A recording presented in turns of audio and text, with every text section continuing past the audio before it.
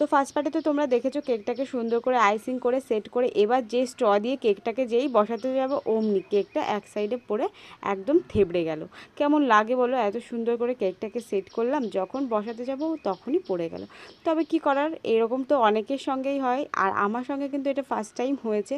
তবে আমি সেটাকে টেনশন না করে একদম সুন্দর করে ম্যানেজ করে নিয়েছি, যেহেতু জঙ্গল থিমের কেক ছিল তো এই জন্য খুব একটা বেশি অসুবিধা হয়নি। এখানে আমি গ্রাস নজেল দিয়ে ঘাসের মতো করে দিচ্ছি যাতে দেখতেও সুন্দর লাগে, আর যেখানে থেবড়ে গেছে সেটাও বোঝা না যায়। তো ওপরেও কিন্তু আমি সবটুকু জায়গা জুড়ে ঘাসের মতো করে দিয়েছি।